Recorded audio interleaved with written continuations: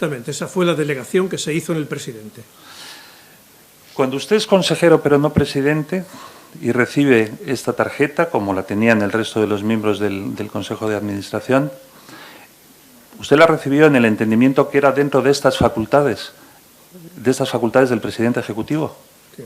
Bueno, yo la verdad es que la recibí y no, tampoco le busqué, como decía antes, no buscaba justificación a cada acto que se producía dentro de la caja, ni siquiera en la época en que yo no tenía más responsabilidad de consejero, ¿no? Pero está claro que eran sobre la base de esas facultades. Me parece que antes de hablar del señor Montoro, es interesante hablar del señor Rato y del señor Blesa. Y voy a empezar por el señor Blesa, que es una figura de la que creo no habíamos hablado del canal injustamente. El señor don Miguel Blesa es un empresario. Bueno, para ser claros, básicamente el señor don Miguel Blesa era considerado el mejor amigo del señor José María Aznar, el que fuera presidente del gobierno. Sírvase de ejemplo que cuando en el año 1993, perdón, 95, cuando en 1995 la banda terrorista ETA le pone una bomba en el coche al señor Aznar, no sé si tenemos algún momento de ese atentado a Aznar, a ver.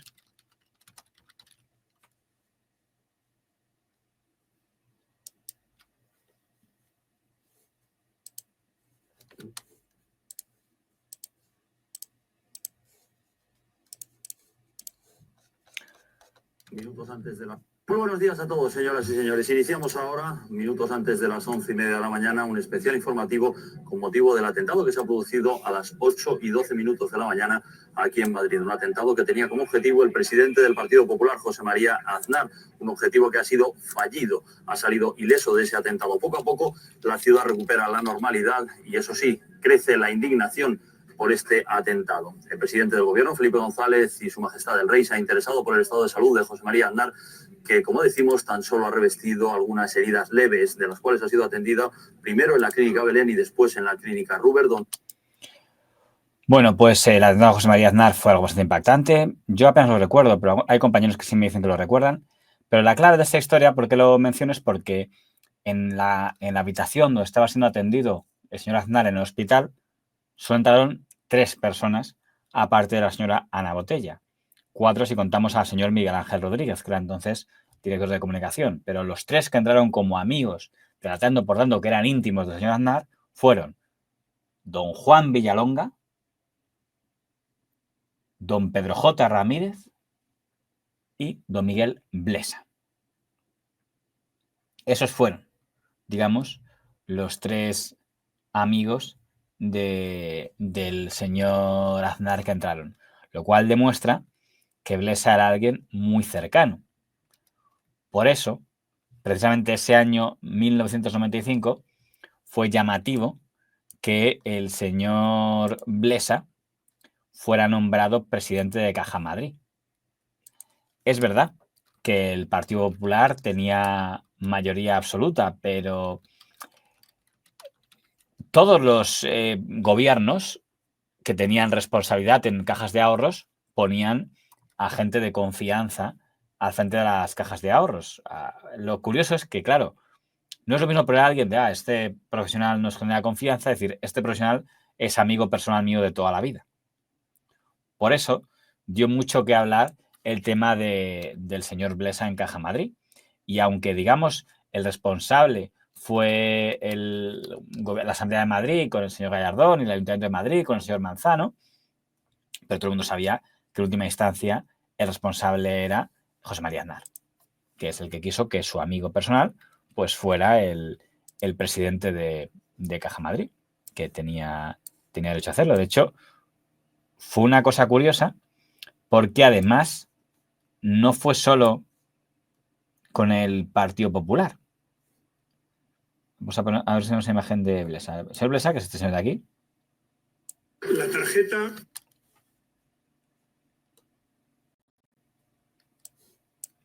Mira, nosotros le concedemos crédito a todo aquel que nos lo pide y nos da garantías de que nos lo va a devolver.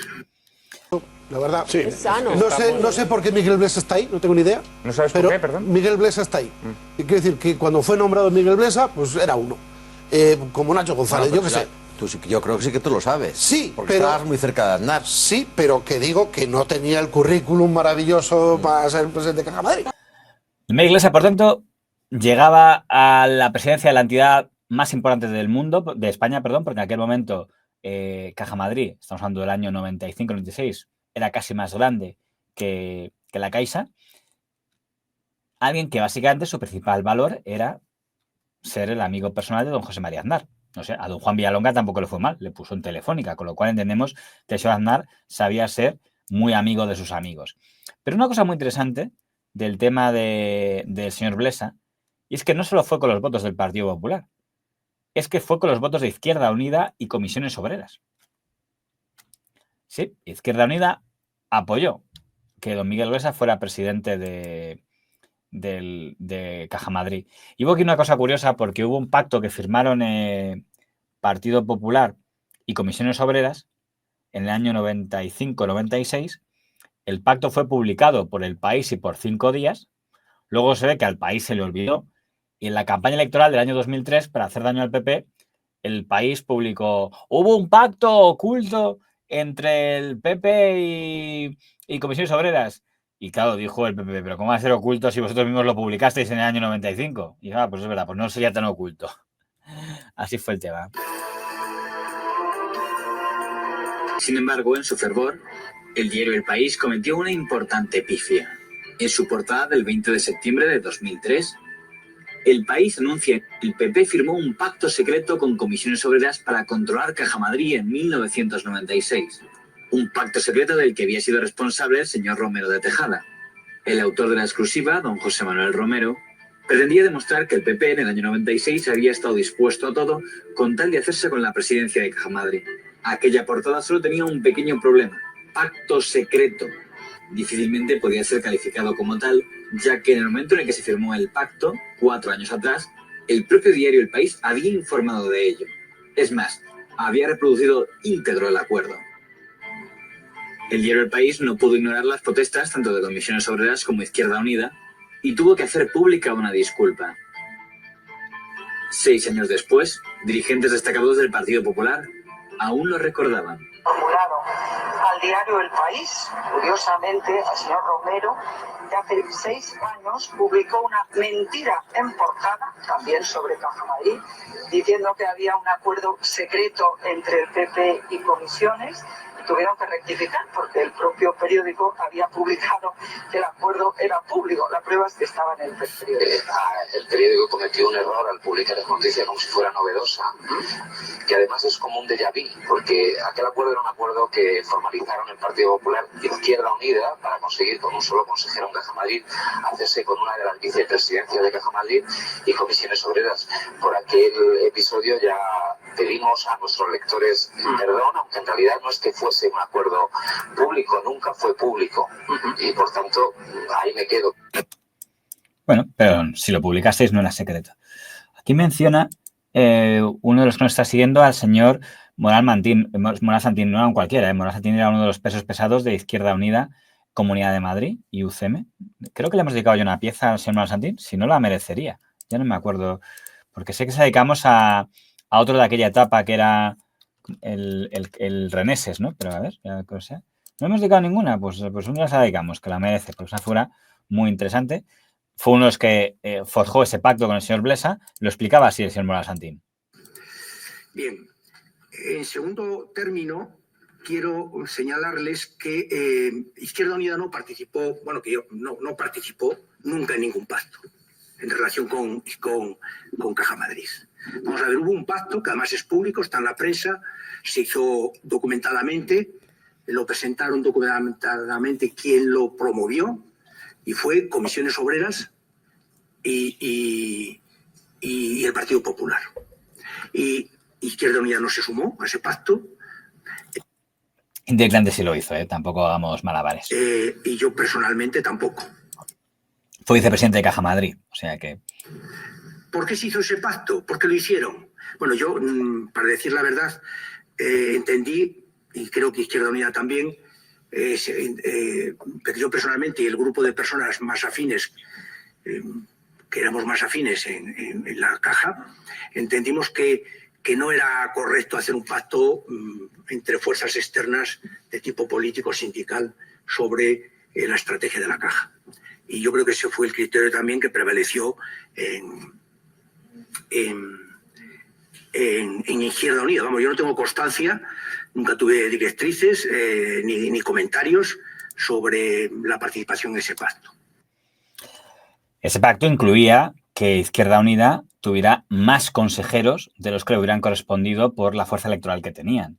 Y dado que uno de los consejeros era él y estuvo más de 10 años en el Consejo, es evidente que sabe perfectamente cómo se hizo ese pacto porque lo forjó en gran medida él.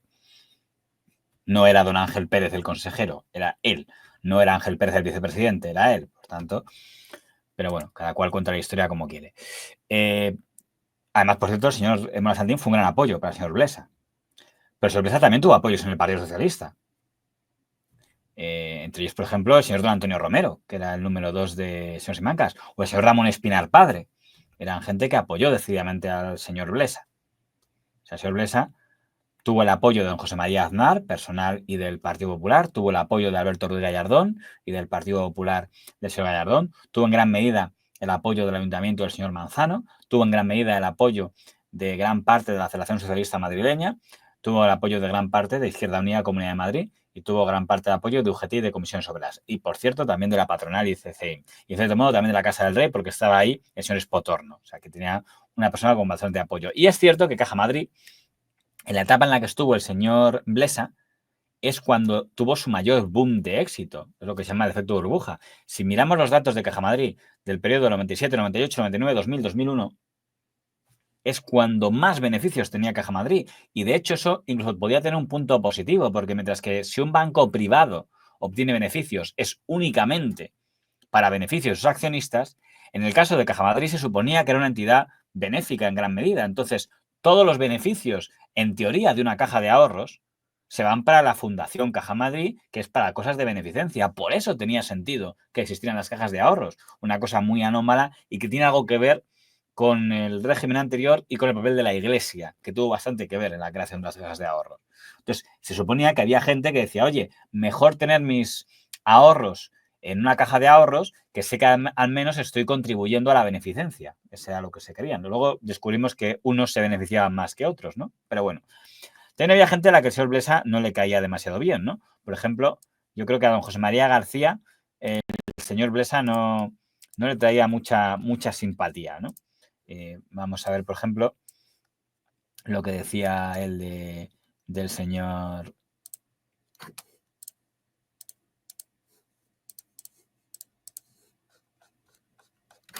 Empiezo a rebatir por qué empezamos a hablar del contrato de Figo, cómo el Real Madrid le quita a Figo al Barcelona a través de un escándalo de Caja Madrid y de un tipo impresentable como es su presidente Miguel Blesa. Pero el contrato de Figo lo avala Florentino Pérez, el de Figo y el de Zidane, ¿no? Con su dinero, ¿no? Florentino Pérez con su dinero no avala absolutamente nada. El contrato de Figo lo avala Caja Madrid, creando una empresa fantasma con un capital social de 500.000 pesetas para dar al día siguiente 12.000 millones. Es decir, eso con la presidencia de un impresentable Miguel Blesa que había recibido las instituciones pertinentes.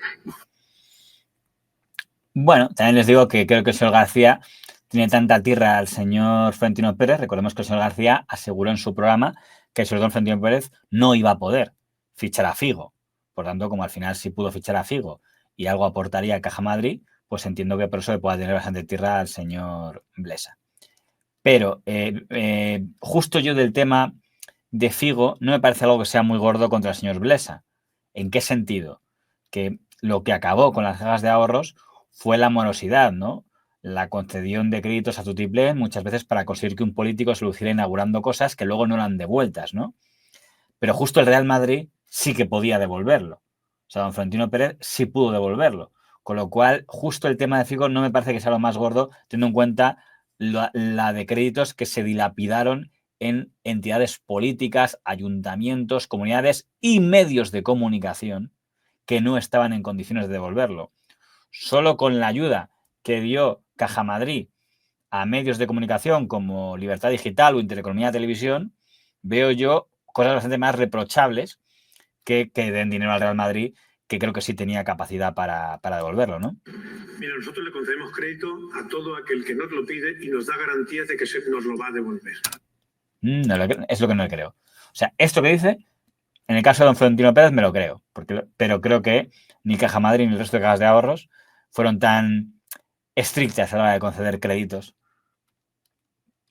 que es básicamente la parte. García socialista, no, García socialista no creo. García se cree demasiado a sí mismo como para atribuirle una ideología concreta. Estuvo más cerca que nadie de don José María Aznar. Luego el señor Aznar no hizo lo que él quería y se volvió anti-Aznar, pero no anti-Aznar por motivos ideológicos, sino por motivos de desaire, ¿no? Pero ese es un tema aparte. El caso es que, claro, por ejemplo, hemos visto antes la imagen del señor Romero de Tejada. No sé si han visto, se han fijado antes cuando ponía lo del pacto con Comisión sobre ese, claro, todo el mundo era consejero en Caja Madrid, era el puesto más deseado porque era como la jubilación de oro. O sea, tú estabas en Caja Madrid y tenías un pedazo de sueldo, no tenías que hacer gran cosa y era el puesto que todo el mundo quería tener, ¿no? Y ahí estaba el señor Romero de Tejada, que es una figura bastante interesante. El señor Romero de Tejada era, para que lo entendamos, este señor de aquí. Ahí. Este señor era yo creo que fue alcalde, si no me equivoco, de Majadahonda, y este señor es una de las figuras más interesantes del Partido Popular de Madrid. La gente por ahora lo vincula con Esperanza Aguirre, se equivocan. El señor Romero Tejada no es un hombre de Esperanza Aguirre, es un hombre de Rodrigo Rato, que es diferente, porque la figura más importante del Partido Popular de Madrid durante mucho tiempo es don Rodrigo Rato, no doña Esperanza Aguirre. Esperanza Aguirre no es nadie orgánicamente hasta el año 2004. Rodrigo Tejada era el hombre de Rato en Madrid, y era el que estaba en Caja Madrid para, en nombre de Rato, supervisar un poco todo el tema. Y también tenía su tarjeta black, ¿no? Pero de eso ya hablaremos más adelante. Realmente, claro, era un poco extraño que el Partido Socialista Obrero Español hiciera campaña contra el señor Romero de Tejada cuando todo lo del tamallazo y tal, y luego votara a favor de él como consejero, ¿no? Pero claro, es que tenían que votar a favor para que salieran los consejeros de unos y de otros, ¿no? Así lo explicaba la señora Ruth Porta, que era una de las más íntimas al señor Simancas. No la apoyaremos y no formaremos parte de ella. Lo que haremos será seguir defendiendo los fondos de los ciudadanos madrileños que los tengan como impositores en Caja Madrid, pero a través del Consejo de Administración elegido democráticamente a través de la elección directa. Bueno, la elección democráticamente quería decir que se reunían los del PP y del PSOE, hacían una lista, tú te tocan 8, a ti tocan 4, a ti tantos, ¿no? Y el señor Blesa se portó bien con el Partido Socialista Obrero Español. De hecho, al número 2 de Simancas, don Antonio Romero, le metió en el Consejo de Caja Madrid. Al líder guerrista, que era don José Acosta, le metió en la Asamblea de Caja Madrid. A los leguinistas, Ramón Espina, el padre, era uno de los líderes del leguinismo, le metió en el Consejo de Caja Madrid y llegó a ser vicepresidente, con lo cual se portó bien y les dio un buen sueldo a todos ellos. O sea, otra cosa no, pero el señor Romero de Tejada, generoso fue. Perdón, el señor Blesa, generoso fue. Quien acabó con Blesa fue, curiosamente, doña Esperanza Aguirre. Es doña Esperanza Aguirre la que se empeña en que quiere, cuando llega a la presidencia del PP de Madrid y a la presidencia de la Comunidad de Madrid, le parece que tiene que controlar Caja Madrid, porque es una entidad que maneja mucho dinero, que el dinero es muy importante, también maneja muchos medios de comunicación y por lo tanto le interesa manejar ese cotarro. Y el señor Blesa no quería irse. Y además el señor Blesa tenía apoyos importantes como era el de el señor Pío García Escudero, que era presidente era el anterior presidente del PP de Madrid, y bueno, y le apetecía seguir, pero tenía el apoyo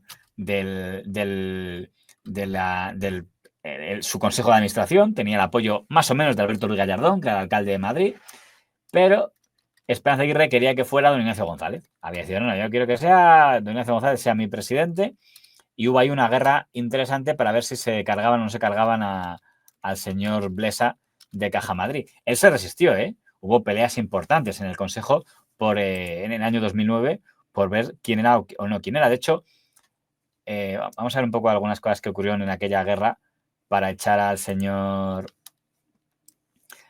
Dentro que Aguirre no consiguió lo que quería, porque ella quería que fuera Ignacio González y no lo consiguió.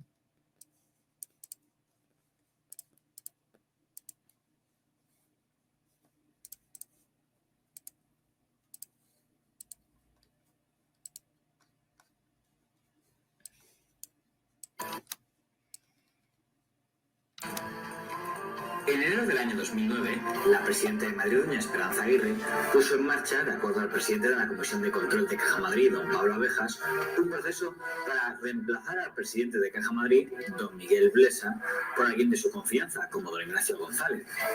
La señora Aguirre llegó a un acuerdo con la oposición del PSOE madrileño que lideraba don Tomás Gómez, también partidaria de relevar al señor Blesa.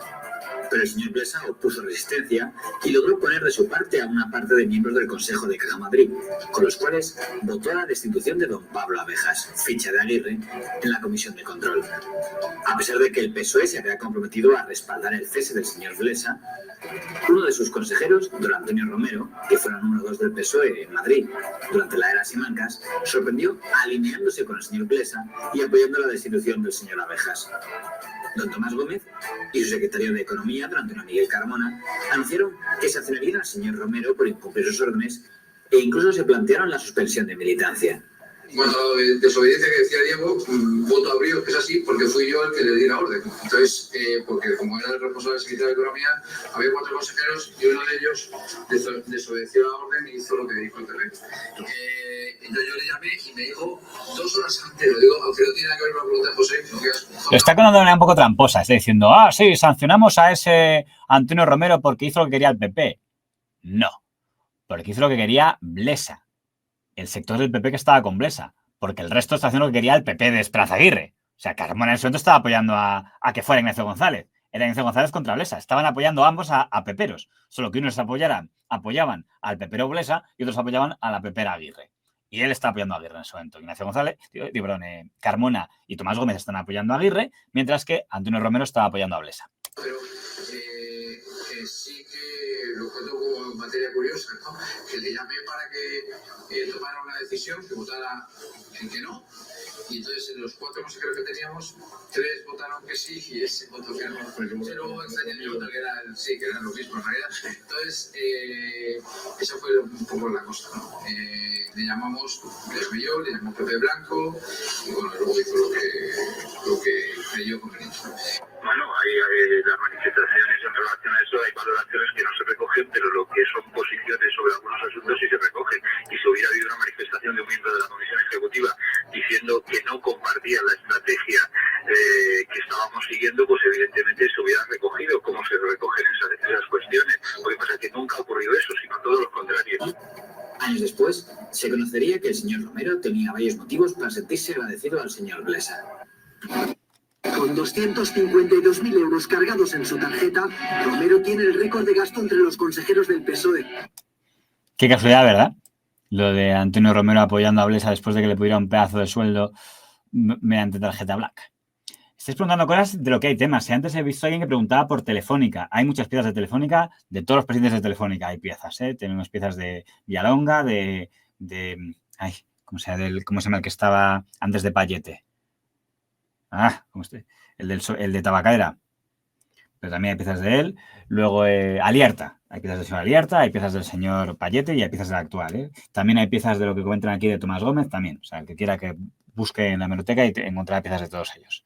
Estos días andan en la portada de los periódicos los correos personales del expresidente de Caja Madrid, don Miguel Blesa. La cosa llama bastante la atención porque gracias a esta filtración podemos saber el uso que los políticos del Partido Popular, tan liberales ellos, daban a las cajas de ahorros públicas madrileñas. Pero lo curioso es que según el telediario que vieras, te enterabas un poco más del tema o no. El PSOE pide a la Fiscalía que investigue los correos electrónicos del expresidente de Caja Madrid, Miguel Blesa, publicados por varios medios de comunicación. Estos correos apuntan a un posible tráfico de influencias. Algunos son conversaciones entre Blesa y el hijo mayor del expresidente del gobierno, José María Aznar. En ellos, Aznar, hijo, habría presionado a Blesa en una operación de la entidad. De acuerdo, la UNO no dedicó mucho espacio y no nos describió ni leyó ninguno de los correos, pero al menos nos contó de qué iban. Atentos a cómo informaban del tema en el informativo de don Matías Prats. El PSOE va a pedir al fiscal general del Estado que investigue los correos entre el expresidente de Caja Madrid, Miguel Blesa, y la familia de José María Aznar.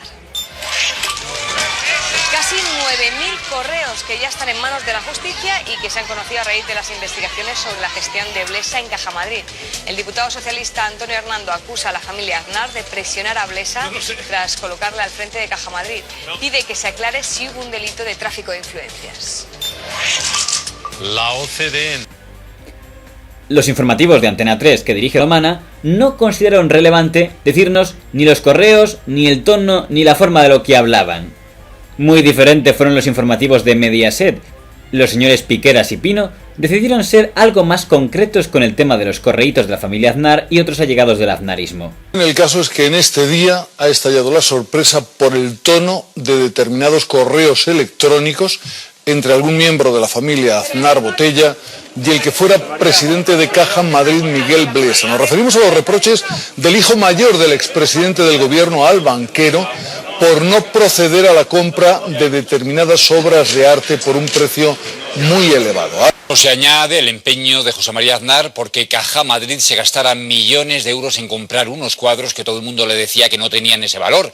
El empeño le duró un año y hasta su hijo, el hijo mayor de los Aznar, presionó para que se llevara a cabo la operación. El contenido de esos mensajes, que como van a comprobar, tienen algún tipo de presión, poco o nada aceptables. Y se abandona por considerarse prohibitivo, innecesario e inabordable. En ese momento, cercanos a Aznar hacen llegar a Blesa el malestar del expresidente. Entre ellos, Mercedes de la Merced envió un mensaje asegurando que Aznar está triste por la negativa de la Caja a su proyecto. Es José María Aznar Jr. el que entra en escena. Visiblemente airado, envió este SMS a Blesa. Con los pelos que se ha dejado por ti y han sido muchos, me parece impresentable lo que has hecho o no has hecho. No se merecía esta decepción. 12 horas después, Blesa contesta al hijo de Aznar con cierta condescendencia. Puede que seas muy joven para entenderlo. Algún día no te explicarás haber escrito este mensaje. Yo nunca me arrepentiré de haber actuado así. La Caja tiene sus procedimientos. No es mi cortijo. Pero el hijo de Aznar aclara que habla en nombre de su padre. Si quieres, pregunta a tu amigo por el mensaje que te mandé. Te puedo asegurar que hay dolor y decepción.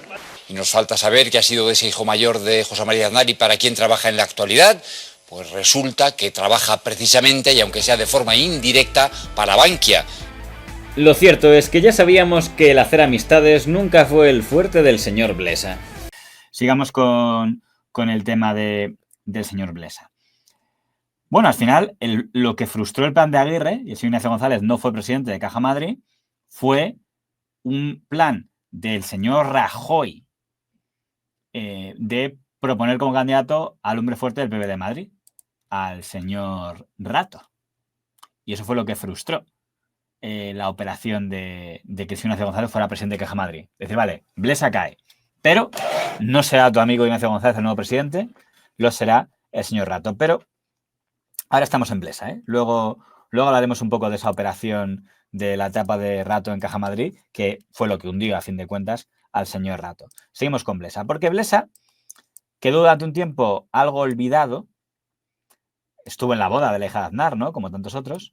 Pero Blesa vuelve así a la luz cuando es, digámoslo así, encarcelado por sorpresa. Cuando de repente, gobernando el señor Rajoy, aparece una investigación Claro, don Miguel Blesa ya estaba fuera de Caja Madrid cuando se produce el tema Bankia, con lo cual a él no se le puede responsabilizar sobre eso. En todo caso, se le puede responsabilizar del pufo que había dentro de Caja Madrid, del que hablaba el señor Urbaneja.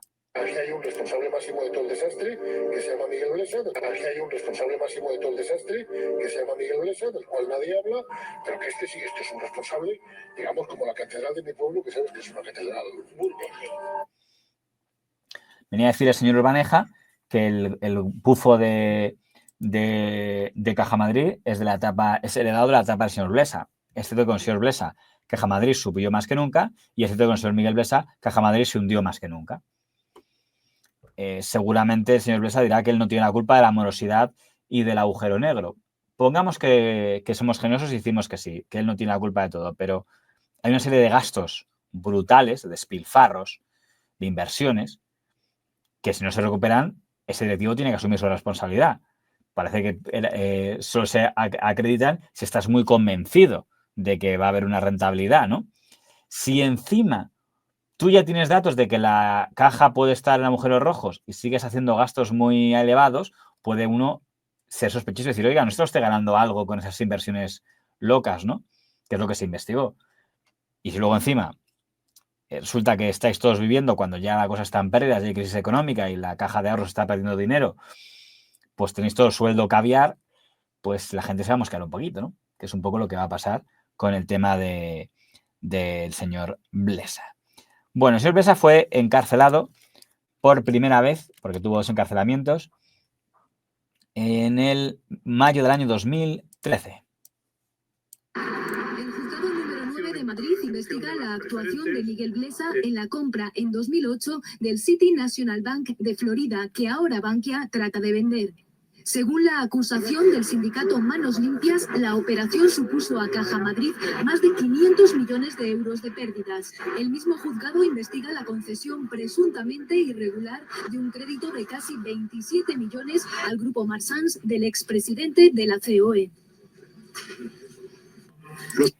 Sí, el que presentó el pleito que llevó a la cárcel al señor Blesa fue los señores de Manos Limpias y Ausbank, el señor Pineda y el señor Bernal. Gente a las que yo considero un par de impresentables, pero es mi opinión subjetiva, pero eso no quita que si tienen abogados, si había materia para investigar, es su derecho presentar temas y si hay base, que se investiguen, que es lo que ocurrió en este caso. Casi 14 años de Miguel Blesa al frente de Caja Madrid tienen luces y sombras. Llegó a la presidencia en septiembre del 96, poco después de que José María Aznar formase su primer gobierno. Entonces la entidad ganaba unos 233 millones de euros al año. Blesa multiplica por 10 el beneficio en pleno boom inmobiliario. Pero también bajo su presidencia se da liquidez por encima de 1.000 millones de euros a Martín Safadesa, que luego protagonizaría la mayor suspensión de pagos de la historia de España. El que no lo recuerde, el señor de Martín Safadesa ha sido condenado hace relativamente poco, el señor Martín, a penas de prisión por haber sobornado a concejales del Partido Popular, quien no ha cometido ningún pecadillo, ¿verdad? Además, en 2009 se comercializa el grueso de las participaciones preferentes ante las necesidades de mayor capital que le demandaban entonces el Ministerio de Economía y el Banco de España. En esta fase final de su mandato, Blesa se ve envuelto en los encuentros y desencuentros por controlar la caja entre el alcalde Ruiz Gallardón y la presidenta de la comunidad, Esperanza Aguirre. En este año da los primeros pasos para formar Bankia con otras 6 cajas de ahorros y a principios de 2010 es relevado por Rodrigo Rato. Bankia sigue hoy en el mercado gracias a más de 20.000 millones de euros de ayuda pública. Ahora, veo que aquí la gente habla de medios de comunicación. Bueno, en el tema de Caja Madrid había algo que tenía que ver con medios de comunicación. Porque uno de los motivos por los cuales era algo muy codiciado controlar Caja Madrid es porque si controlas Caja Madrid, controlas los créditos mediáticos, que es algo muy importante y más en un periodo de crisis como era lo que había ya en el año 2009. Por tanto, tanto la cadena SER que se está mencionando, el Grupo Prisa, como los medios como podrían ser Libertad Digital, Intereconomía, etcétera, o Veo7 o El Mundo, pues digamos que algo les importaba quién fuera presidente de Caja Madrid porque algo les podía afectar. Así lo contaba, por ejemplo, el señor don Jesús Cacho. Profesor, hay un grupo que está interesado en que al frente de Caja Madrid esté un determinado señor porque está asfixiado financieramente y necesita que alguien en un momento determinado le ayude a solucionar un problema de un crédito. Y en el otro lado pasa exactamente lo mismo. Otro candidato pone nombre y apellidos. A ver, entre los acreedores de la elefantiásica deuda del Grupo Prisa está ¿quién? Caja Madrid. ¿Con qué cantidad? Muy importante, con una cantidad capaz de hacer quebrar a muchas cajas de ahorro. Nada menos que 500 millones de euros. Ergo, si a Caja Madrid va un tipo que no es muy amigo de lo nuestro, del apellido Polanco, tenemos un problema. Houston, tenemos... Y de fondo la situación del... Bueno, que tenía amigos mediáticos está a punto de comprobarse. Bueno, por cierto, el señor Blesa decía que la culpa de todo era de la morosidad. Podemos pensar que el minorista es un ignorante financiero. Jubilados, personas que cobran una pensión. Habría, seguro que hubo quien suscribió en esas condiciones. Pero tampoco un jubilado o una persona que cobra una pensión es un ignorante. Bueno, el señor Blesa fue a la cárcel por segunda vez cuando el señor Elpidio José Silva, un juez un tanto pintoresco, también dictaminó su entrada en prisión a partir de otra denuncia de los de Manos Limpias y Ausbank, que ya le iban cogiendo manía al señor Blesa y le querían hundir. Seguramente porque no se había dado dinero, porque ¿para quién queremos engañar? Los de Ausbank funcionaban por me pagas, no te trato bien, no me pagas, te demando. Es abogado y es presidente de Ausbank, pero aquí viene como abogado. Esta noche está invitado como abogado, ¿verdad, Luis? Buenas noches. Muy buenas noches. Porque la portada mañana de La Gaceta lleva este titular y una foto bastante explícita al respecto. Piden cárcel para Miguel Blesa. Miguel Blesa fue presidente de Caja Madrid. Ayer ya hablábamos de este asunto en El Gato con la abogada de Manos Limpias, con Virginia López Negrete, pero hemos creído conveniente que este asunto los comentara también Luis Pineda, que es abogado y está personado en esta causa, y nos va a decir, nos va a dar detalles al respecto. Ahí tienen ustedes el titular, piden cárcel para Blesa. Blesa fue presidente de Caja Madrid, lo que ahora forma parte, vamos, del... Miguel Blesa vuelve a prisión. Lo ha ordenado el juez que investiga las presuntas irregularidades en la compra de un banco en Florida, cuando Blesa presidía Caja Madrid. El juez ha tomado esta decisión tras examinar un informe de la Guardia Civil que recoge correos electrónicos entre Blesa y el exdirector financiero de Caja Madrid previos a la compra del Banco de Florida. Esos mensajes revelan, según la acusación, una trama para comprar la entidad a un precio exorbitante y trocear esa compra para eludir los controles legales y la autorización de la Comunidad de Madrid, algo que ya puso de manifiesto el Banco de España en un reciente informe. Existe una confabulación, esa confabulación se desarrolló para, como digo, incumplir la legalidad, que en materia bancaria es la garantía de los depositantes y de la entidad en general. Después de... La ventaja de que tu acusador sea el señor Pineda es que no pareces tan impresentable si el que te demanda es él, ¿no? Es una ventaja que tiene. De 3 horas de declaración de Blesa, el juez ha decretado su ingreso en prisión provisional sin fianza, tal como pedía la acusación popular Manos Limpias por posible riesgo de fuga. Bueno, el problema que tienen los de Ausbank es que la sentencia final lo que dijo es que sus prácticas eran muy rechazables, porque efectivamente eran prácticas, ¿cómo se decirlo?, casi que rozaban la extorsión, pero que sus métodos eran legales. ¿Por qué decían, no? Porque al final tu amenaza es o me pagas dinero o te presento una demanda, que es una medida legal. O me das dinero o publico artículos contra ti en la revista Ausbank, que es otra medida legal. Entonces, por eso al final las penas de prisión fueron anuladas por el Tribunal Constitucional. Con lo cual, pues son unos, no sé si se puede decir extorsionadores, ¿cómo los llamamos? Presionadores. Gente que buscaba dinero a base de chanchullear, pero no les podemos llamar delincuentes. Y en cambio, señor Blesa, pues probablemente sí.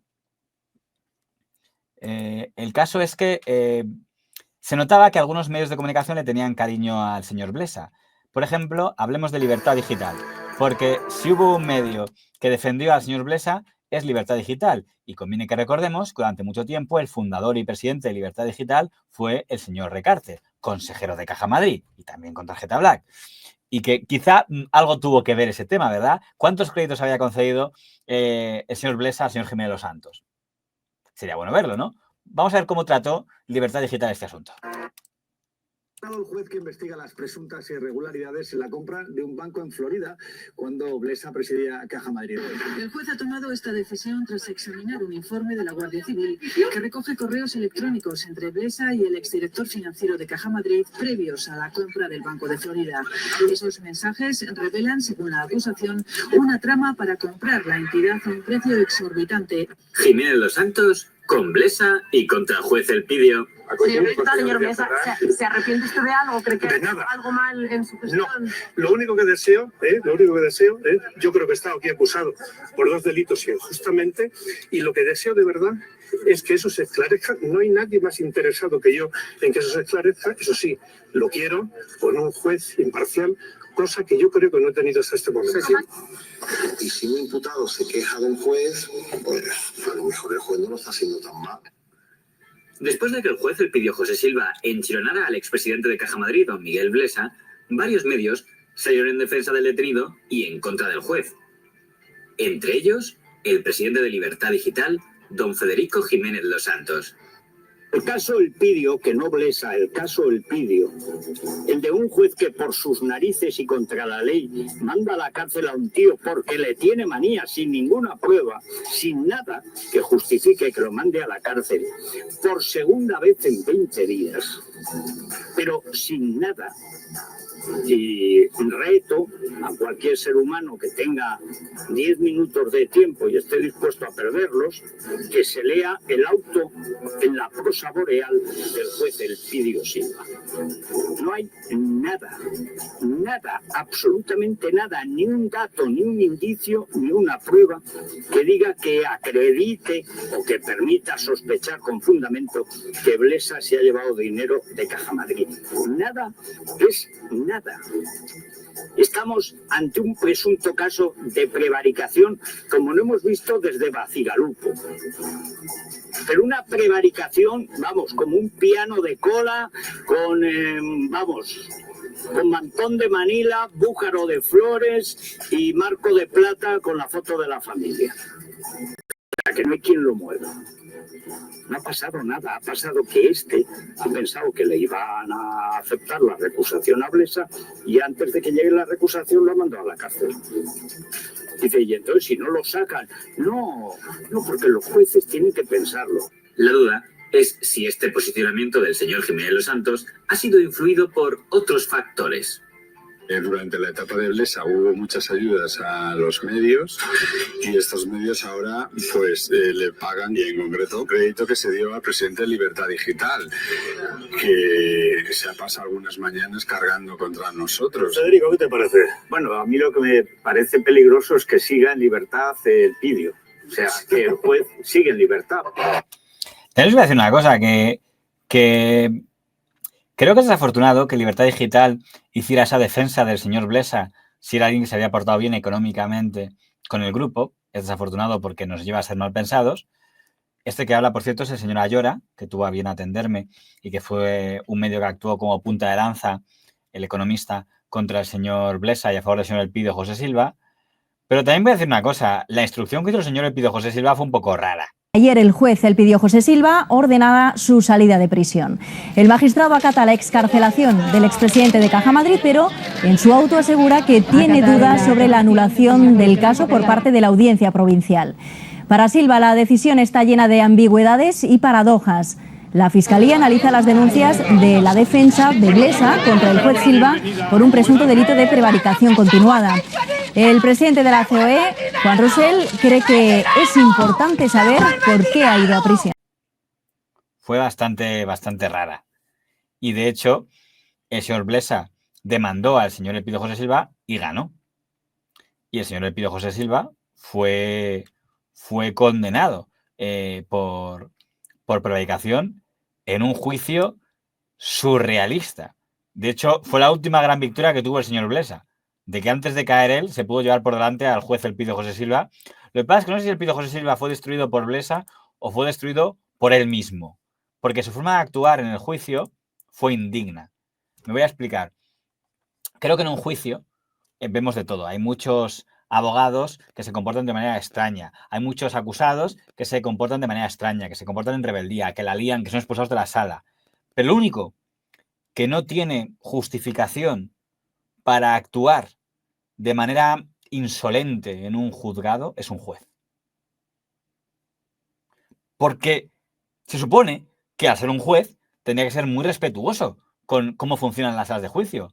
El señor Gómez de Leaño y el señor Garzón eran jueces que soportaron juicios y soportaron condenas, pero sus formas fueron exquisitas. El que vea cómo se comportó el señor Garzón en su juicio o el señor Gómez de Leaño en el juicio, y hay imágenes porque fueron grabados, verán que fueron muy correctos y estarían por dentro muy jorobados. Se estaban jugando su carrera y perdieron sus togas. Pero no puede decir nadie que no se comportaran como jueces. A ver si les parece un poco extraño cómo se comportó el señor Elpidio José Silva en su juicio.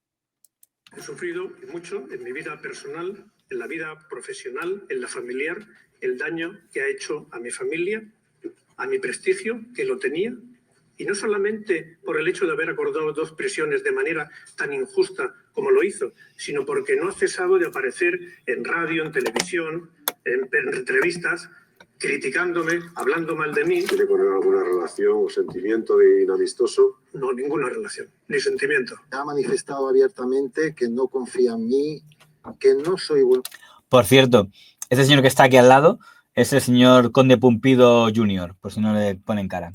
Una figura a la que de momento no voy a caer ninguna pieza porque aún hay que ver cómo evoluciona, pero que ya ha sido protagonista de episodios de crónica, entre crónica negra y crónica rosa, según se mire. Ninguna relación, ni sentimiento. Ha manifestado abiertamente que no confía en mí, que no soy buen juez para él y eso es un signo de enemistad. Por tanto, y por supuesto de pasión y de emocionalidad proyectada. Por tanto, ha mentido reiteradamente y debe ser objeto de deducción de testimonio para que se incoen las oportunas diligencias por un delito reiterado de falso testimonio. Pero me interesa tanto lo que digan los presentadores de intermedio aquí.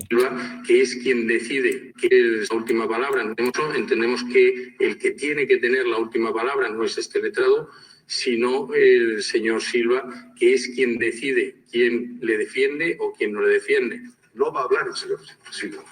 No es que no va a tener la última palabra, es que no va a tener ni la primera. La última palabra la tiene el tribunal. El tribunal dice que usted sigue al frente de la defensa. No me doy por defendido, señoría. No me doy por defendido. Renuncio a este letrado. No se acepta la renuncia. Seguimos. Señoría. No se acepta la renuncia. No se formula protesta, señoría. No estoy defendiendo. Señor Silva, que conste. Que usted no se siente defendido. No quiero la protesta este letrado. Que es irrelevante su voluntad. Que usted no suspende el juicio, señor Silva. Señoría, el juicio se suspende por las causas tasadas que prevé la ley de enjuiciamiento criminal. Es irrelevante. Pero es que no quiero seguir. Es fraudulenta. No me deja decirle por qué. El motivo es porque el presidente de la sala le parece que esa renuncia durante el juicio es una artimaña para evitar que continúe porque sabe que va a ser condenado. No es fraudulento, es fraudulento. Usted me impide. Señor Silva, le apercibo de que se calle. Conste las manifestaciones del señor Silva y el juicio continúa. Aconsejar a su cliente sobre la declaración como acusado que va a prestar en un juicio, con lo cual entiendo que por lo menos media hora de receso para poder preparar esa declaración. El fiscal nos opone a que sea un receso de 30 minutos siempre que el mismo sea utilizado para asesorar a su defendido y no para dar una rueda de prensa. No 30 minutos, 45. No hay ningún problema. Es verdad que se ha dicho aquí que se puede aprovechar para dar una rueda de prensa. No, permanezcan aquí ustedes y los demás nos vamos. Eso fue una jugarreta muy hábil del tribunal que, como sabían que el señor Elpidio José Silva ya estaba pensando en su carrera política, entonces digo, ya está, me salgo y de una rueda de prensa diciendo, no me están dejando hablar, bajo la excusa de pedir 30 minutos, y dijeron, no se preocupe, le damos 30 minutos, pero usted no sale, nos vamos el resto. Por favor, despejen la sala. Perdón, señor. Ahora mismo. Señoría, no tengo abogado ahora mismo.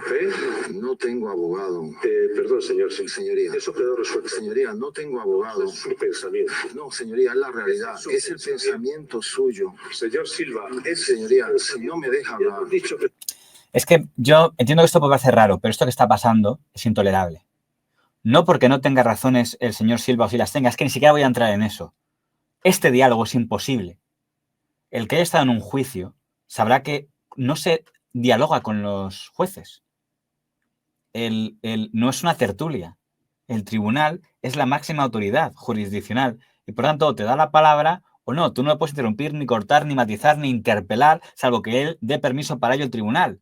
Entonces, puedo entender que alguien que no tenga ni idea de cómo va un juicio, luego, oiga, usted no me deja hablar, tal. El único que no lo puede hacer es un juez, porque lo sabe de sobra. Entonces, por eso, a los que entiendan cómo funcionan los juicios, entenderán por qué la conducta del señor Silva es incomprensible.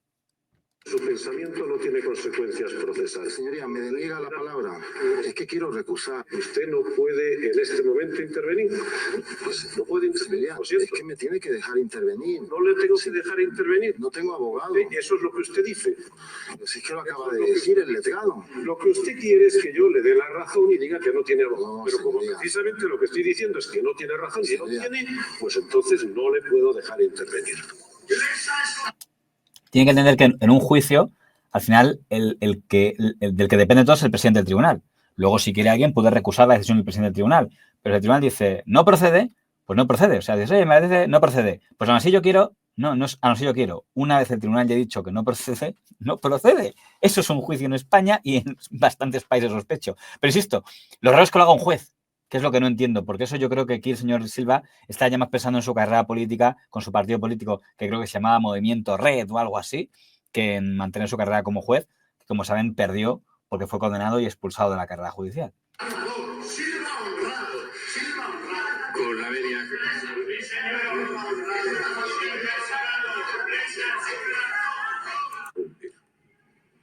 Entiendo que lo hacen que permanezcan en la sala. No, señoría, que no hable, ¿no? Ah, vale, dejarme aquí. ¿Me va a expulsar, señoría? Sí. Pero, ¿y no tendría usted que dejarme aquí? No pienso mantener el más mínimo diálogo con usted. Pero si está dialogando. Usted no puede hablar. Bueno. Que hable su abogado. Bueno, poder sí puedo, es que usted me lo impide. Usted no puede hablar. No, claro que se lo impide, porque no puede hablar. No, sí puedo. Bueno, poder puedo, señoría. Usted me obliga a que no hable, ¿no? Que esa actitud de vacilar me parece indigna. Entonces, yo lo siento porque puede considerarse la expulsión del señor Elpidio José Silva un triunfo para el señor Blesa, pero fue una actitud indigna. No la del señor Elpidio José Silva encarcelando al señor Blesa, de la que no tengo base para opinar, de su actitud en el juicio. Su actitud en el juicio fue actitud indigna. Y ya digo, basta comparar la actitud del señor Elpidio José Silva con otros jueces que han sido juzgados, el juez Calamita, el juez Garzón, el juez Liaño, y ninguno tuvo un comportamiento tan infantil y tan indigno de lo que es el prestigio de llevar una toga. Bueno, poder puedo, señoría. Usted me obliga a que no hable, ¿no? Ah, vale, esto sí. Estaba advertido todo el mundo de que no habría más manifestaciones. Pero es que ha podido mentir, señoría. Ni siquiera sabe si ha sido ella. Y estaba advertido de... Entonces, me pregunto qué papel jugó en todo esto Cando Pumpido Jr., que supuestamente era el responsable de esa defensa. Me sorprendería que él no supiera nada, pero bueno. De que habría una sanción pecuniaria. Pero, señoría, me consta que no ha sido ella es que no ha sido ella.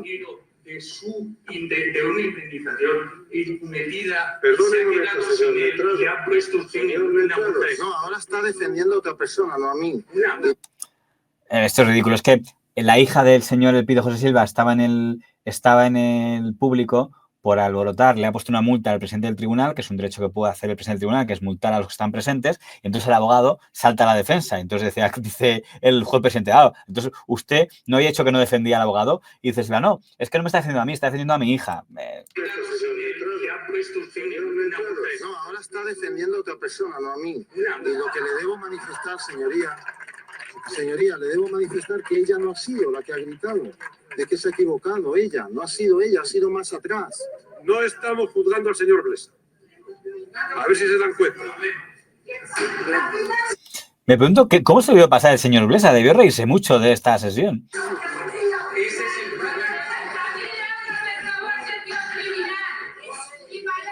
Que no estamos juzgando a Blesa. Ese es el problema. Acaba de gritar Conde Pumpido Jr. El problema es que no estamos juzgando a Blesa, que es una actitud muy propia de una activista, pero no de un abogado.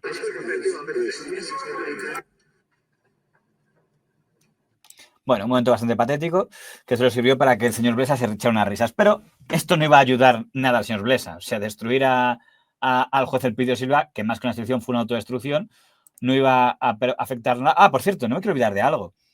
Fíjese lo que decía el señor Blesa de Libertad Digital. Que esto es interesante, ¿eh? Vamos a ver. Nadie llamaba y le mandaba mensajes al señor Díaz Ferrán pidiéndole a usted que por favor impulsase que si no salía la operación. Supongo que se interesaría, claro, como hace todos los analistas. Esa expresión. ¿O lo impulsas tú o no sale la operación? ¿Y quiere usted hacer referencia a los demás mensajes que hay ahí?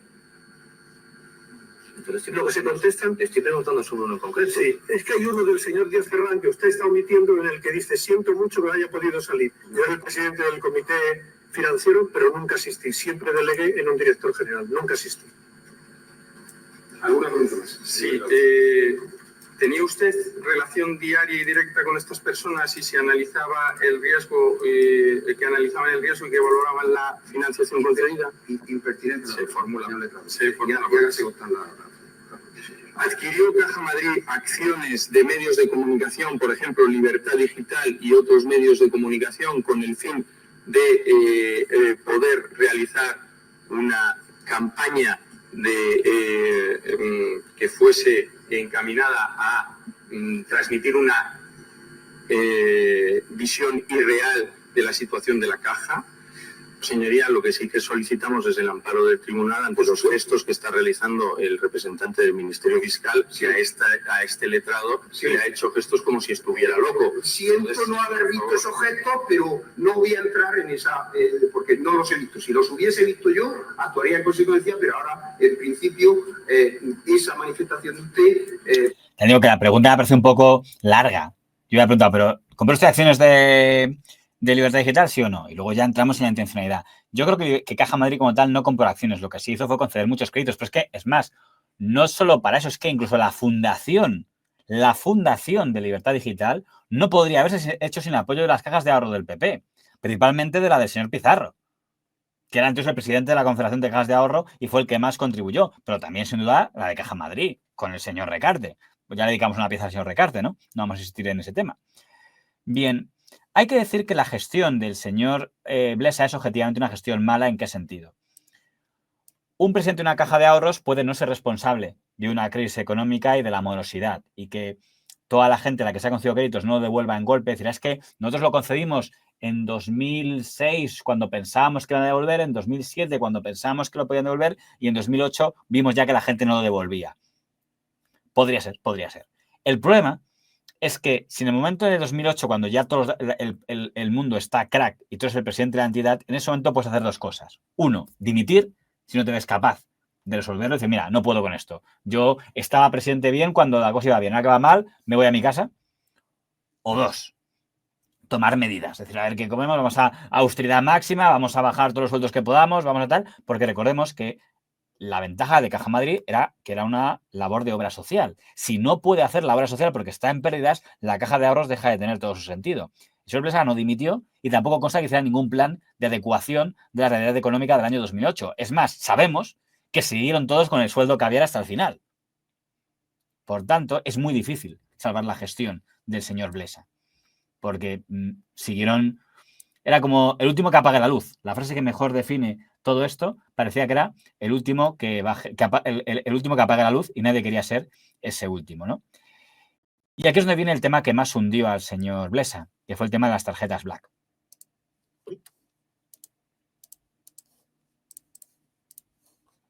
Ni tenía ningún interés en saberlo, porque para eso estaba mi socio que lo llevaba. Todos esos contratos fueron estudiados y adjudicados por comités profesionales en los que yo no participé ni influí de ninguna manera.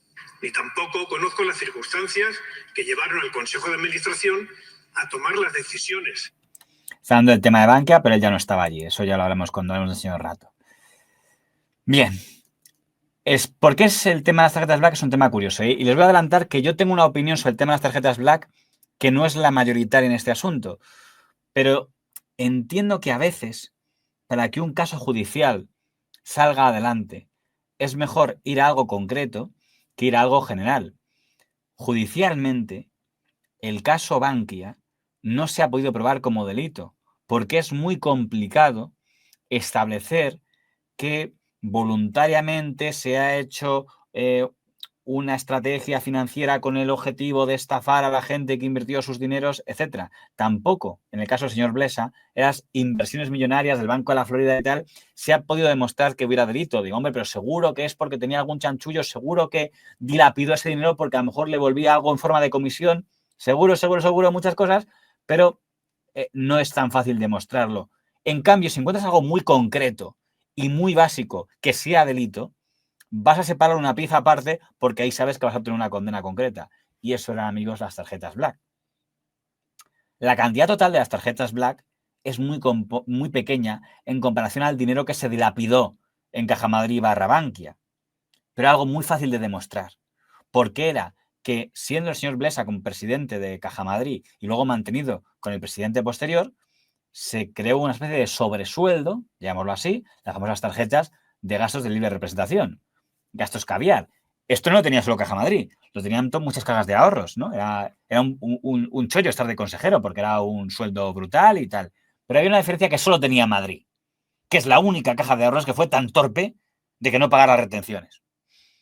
Así de simple. O sea, no es exactamente, estaban saqueando a Caja Madrid. No, la cantidad porcentualmente no era una cantidad muy grave, pero un delito muy fácil de demostrar, que era que ese segundo sueldo, mientras que el primer sueldo sí pagaba retenciones, el segundo sueldo, las tarjetas de gasto de libre disposición, no pagaba retenciones. Y eso es delito. Podemos discutir si tenían o no que saber los consejeros, pero el presidente de Caja Madrid, desde luego, no puede desconocer que está fomentando una práctica delictiva, o por lo menos no puede negar. Eso ya solo era motivo para dimitir. Solo ese dato ya era motivo para haber dimitido. Y por eso es donde se pusieron el foco, que además encima, como el gasto era con dinero público, se podía saber hasta en qué lo habían gastado. Miguel Blesa no era precisamente el rey de la discreción.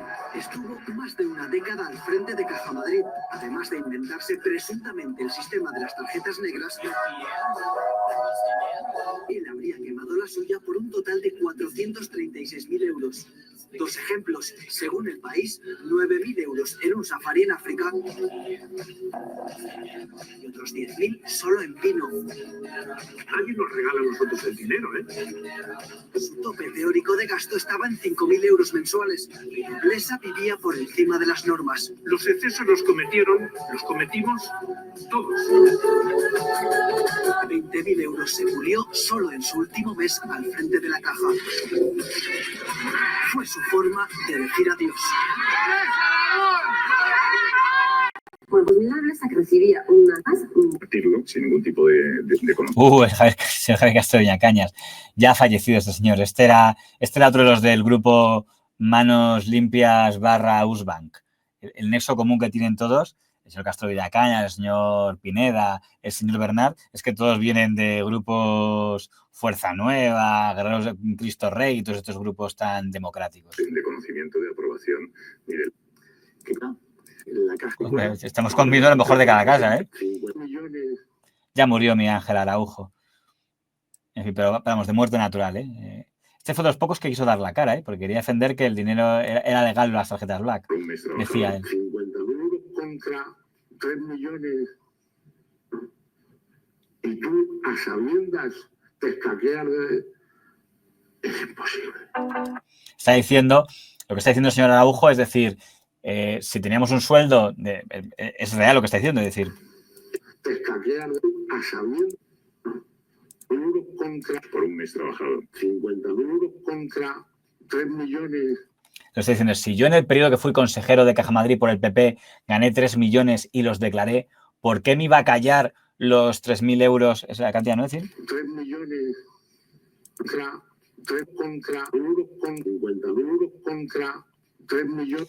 Está hablando de su caso, es decir, si yo como consejero de Caja Madrid cobré 50.000 euros por tarjetas Black y 3 millones por mi sueldo normal, qué tonto soy que declaró los 3 millones y en cambio me callo de los 50.000. Es lo que está diciendo. Tiene una cierta lógica lo que plantea, pero ¿qué más da? Es que el delito es el delito. Quiere decir, vale, sí, es extraño, pero se cometió. Qué curioso que gente que era tan brillante, las que había en el Consejo de Administración de Caja de Ahorros, con estudios, inspectores de Hacienda, exsecretarios de Estado de Hacienda, como el señor Ponga, y nadie se dio cuenta que estuvieron durante más de 10 años con un sueldo extra en negro. ¿Verdad? Es muy lógico todo. En fin. Vamos al tema principal. No sabía que robábamos. Una buena explicación del tema. ¿Qué dijo el señor Blesa en el juicio de Caja Madrid? Pues, en el juicio de las tarjetas Black, que... La tarjeta me la entregó el secretario general y me indicó que era una tarjeta de libre... Ya había muerto el secretario general en el juicio. Me la entregó el secretario general y me indicó que era una tarjeta de libre disposición, la que no era precisa la justificación de los gastos que se realizaban. Nadie tiene por qué saber cómo se gasta el dinero, ni de Caja Madrid, ni de ningún sitio, ni de ninguna organización. La primera vez que hemos tenido conocimiento de que esas retribuciones no se incluían en el certificado ha sido con motivo de los escritos de Bankia. Todo el mundo estaba en la creencia de que eso estaba incluido. La persona de contabilidad tuvo que conocer todo el detalle para poder sentarlo en los libros y registros. Si no lo hizo, eso no puede ser responsabilidad más que de contabilidad. Yo le digo que sí, que tienen conocimiento de las tarjetas porque tienen suficientes pistas para conocer, pistas, voy a decir más serio, documentos que obligatoriamente tienen que consultar. Bueno, eso se le veíamos bastante erguido al señor Blesa, pero se ve que la procesión iba por dentro, ¿no? En el tema del señor Blesa. Vamos a ver cómo hablamos de este tema porque es delicadillo, ¿no? Porque saben ustedes que además esta pieza estamos hablando en YouTube, que no les gusta nada el tema de la palabra que empieza por S, ¿no?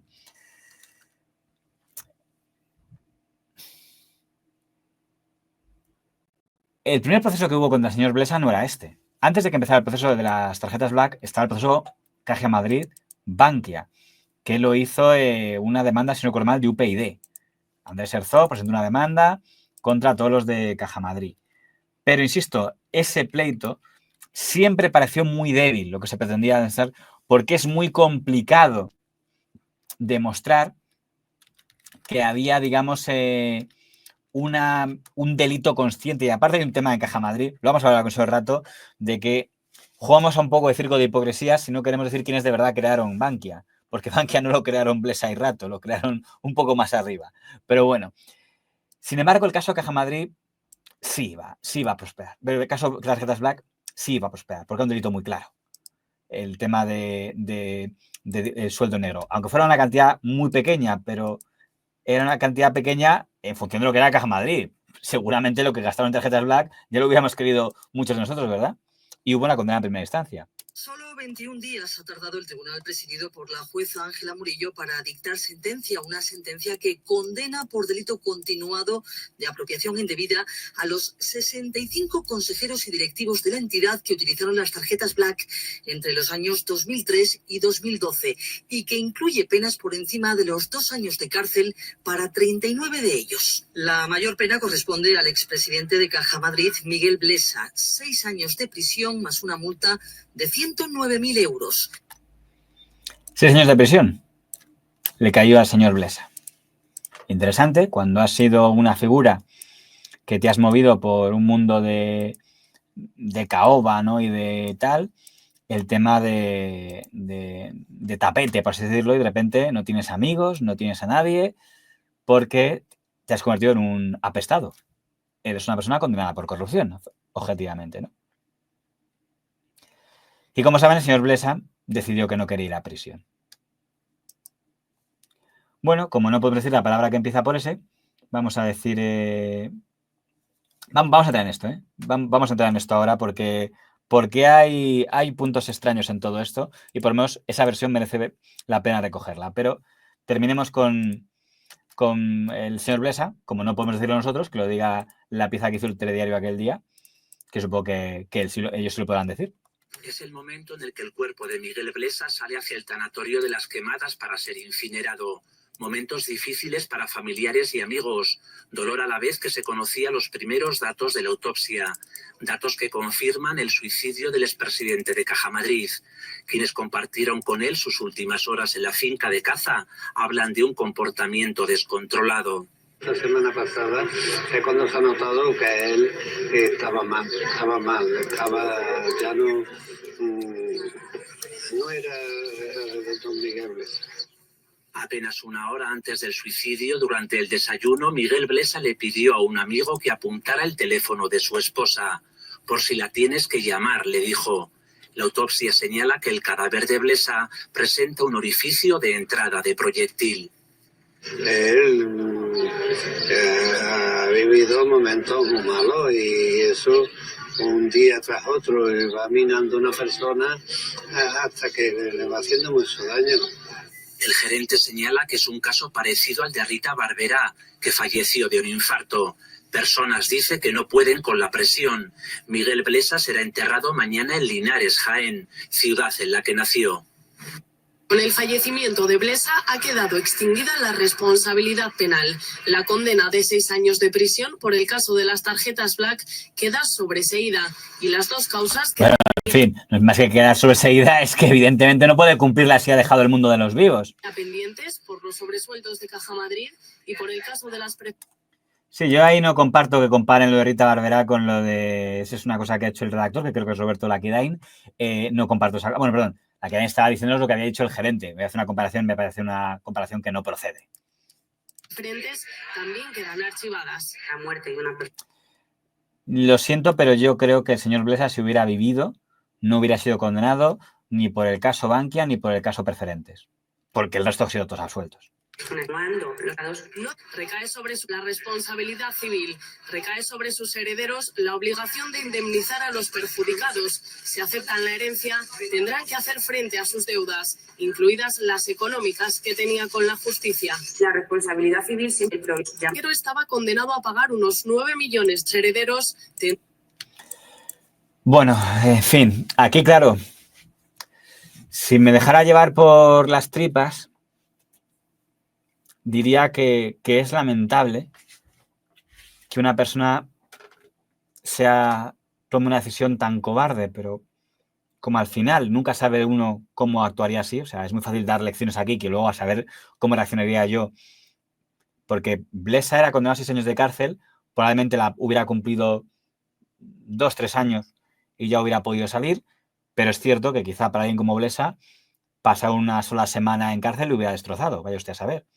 Lo que sí hay que decir es que todos los demás, aquí hemos mencionado muchos nombres, Ponga, que fue secretario de Estado, Norniella fue secretario de Estado, Moral Santín, que fue vicepresidente de Caja Madrid, Ramón Espinar padre y el mismo Rodrigo Rato, lo afrontaron. Y entiendo que no le ha sido muy agradable, lo han perdido a todos sus amigos importantes, o sea, sus amigos digamos que ricos y guays, que eran con el estigma de soy un expresidiario, pero cumplieron. El señor Blesa, no. No voy a machacarle, pero porque saber que hubiera hecho cada uno, pero se nota la diferencia. La mayoría lo llevó como pudo y el señor Blesa no fue capaz de enfrentarse a esa situación y escogió la vía del escopetazo. Que cada cual evalúe, en fin, cada cual tenga sus creencias. No vamos a aplaudir su decisión y decir, pobre víctima, en todo caso es una víctima de sí mismo. Un marido despechado acusa a Blesa y a su mujer de mantener una relación y les manda correos a los dos para dejarles claro que lo sabe, que se ha enterado de esa historia. Y el propio Blesa, o sea, el supuesto amante, declara como testigo en ese juicio. Era el 16 de septiembre de 2013 y Blesa, a quien le ven, declaraba en un juzgado como presunto amante y motivo de la ruptura de un matrimonio. El expresidente de Caja Madrid negaba en el juicio haber tenido relación sentimental alguna con Olga de la Cruz, consejera de la Caja. Su mujer y Blesa luciendo cuerpo con fondo de aguas cristalinas e incluso en uno de ellos incluía una fotografía de Olga de la Cruz en topless. No, mira, este señor es impresentable, este señor es un sinvergüenza. ¿Impresentable porque tiene una aventura con una mujer casada? Sí, porque mientras estaba haciendo eso, le estaba... ¿Pero qué moralista? Que sí, hombre, que sí, no. ¿A quién le importa eso? ¿A efectos de vida pública, a quién le importa eso? Que un señor de estos que ocupa un cargo en la vida pública no puede cometer adulterio. Tiene que tener una vida medianamente ejemplar. Y si no, bueno, pues vale, que se atenga a las consecuencias. Entonces, me parece muy bien que el interview lo machaque en el sentido de dar todas las...